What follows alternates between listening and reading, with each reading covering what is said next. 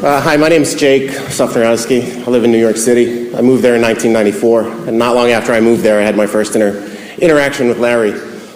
Started with the Village Voice with an ad for a part-time office assistant.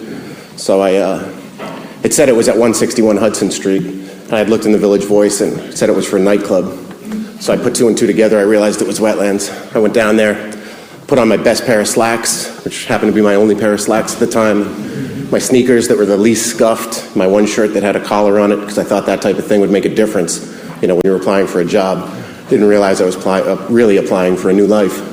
I went down to Wetlands and I rang the buzzer on the side door, and a voice answered, and come to know today that voice was Larry. And I said, I'm here for a drop off a job application. And then the voice snapped back, we're not taking personal appearances. Go back and fax your resume. Shit, I don't think I want to work here. I went back and sent my resume anyway. I went down and met him. And unlike a lot of the people he hired, I didn't know what Jerry Garcia's birthday was. But I had been to 3 Grateful Dead concerts. The first 2 of them were for the drugs.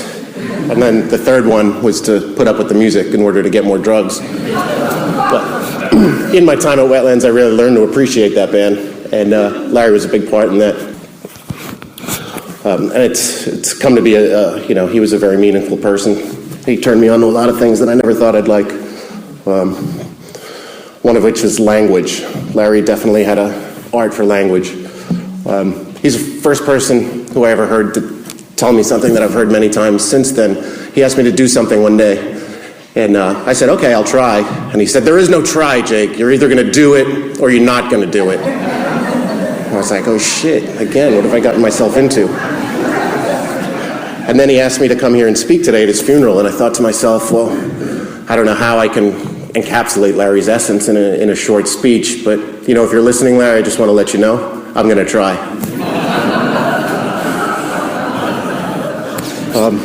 One thing about Larry was, Larry wasn't always right, but he was never in doubt.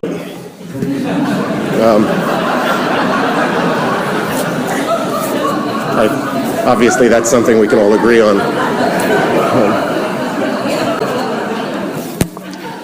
One of the things Larry taught me that I think was super important and seems to get lost is people remember Wetlands as a place where you would go see amazing bands and see amazing live music and where you would learn about activism.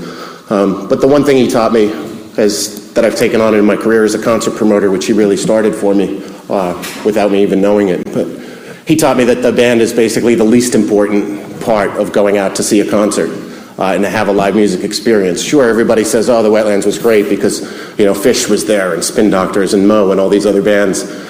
But the way Larry felt about that was that you knew you were going to see the band, but what you didn't know you were going for was a friendly security staff, a friendly face at the front door, bathrooms that had perfect mix of the music of the band that was playing, and DJ sets that were just important in the night as the music was, a sense of community, and a place that was just warm and welcoming as an environment. And those are the things that I've taken to heart, as a concert promoter in my life. And I know Peter Shapiro, who's here, who took over the club from Larry, really shared that and has also taken it forward. And Larry was also, he was a DJ, as you guys know. He had his own radio show, but he DJ'd at the club. And Larry was unlike any other DJ I've ever experienced before in my life, and that most DJs will come with a crate of records and they'll say, hey, we're going to play off the crowd. I'm going to play this song, and if it gets this vibe, we're going to move in this direction. We're going to give the crowd what they wanted. I don't think Larry ever did that in one of his DJ sets. Larry gave the crowd what he wanted and then made them want more of what he wanted.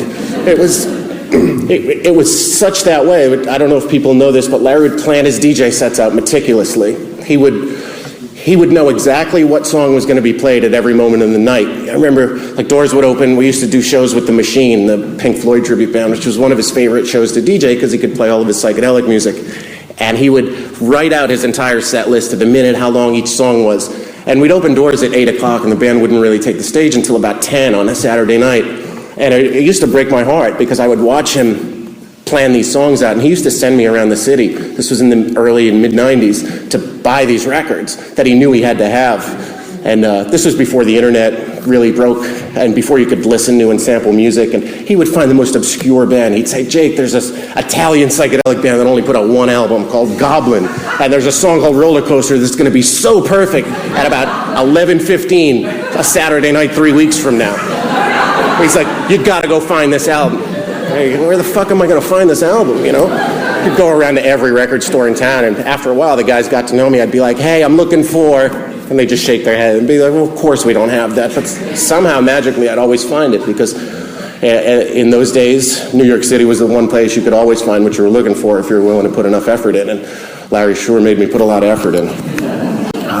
But he would put these DJ sets together, and he would do it so far in advance, and the thing that would break my heart was knowing how much thought he put into it. But he would insist on opening the doors at 8 o'clock. Nobody would be anywhere near the club before about 9:15 on a Saturday night.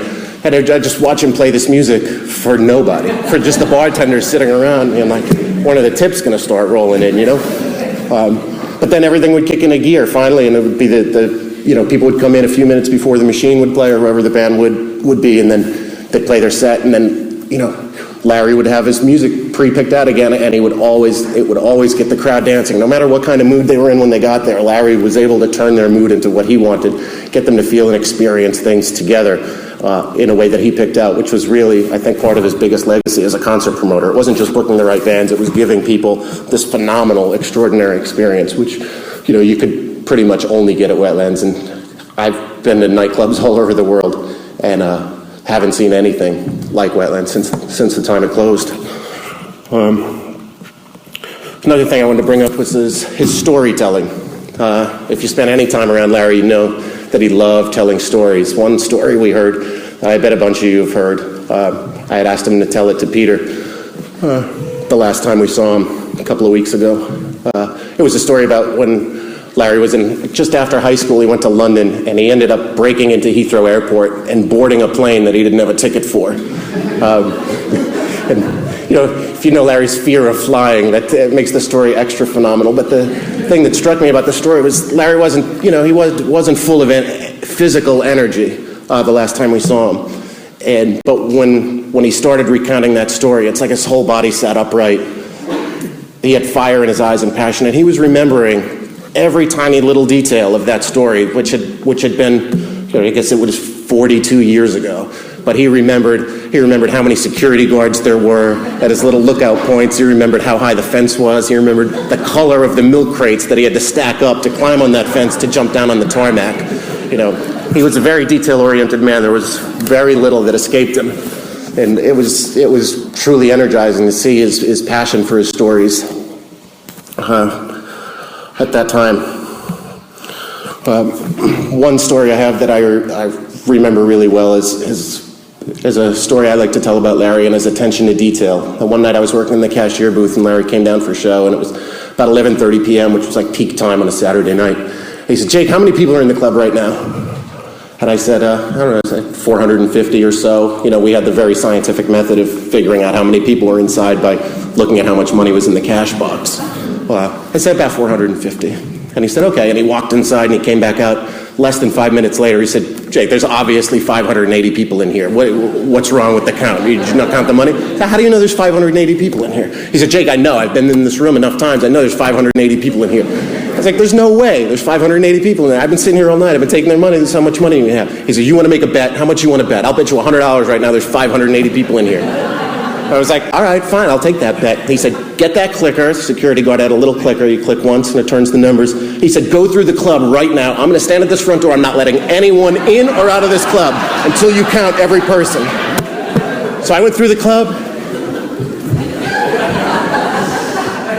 People thought I was crazy, but I made it through the whole club, went all the way downstairs, all the way back up. I actually stood outside the women's room for a few minutes to see how many people would come out. True story.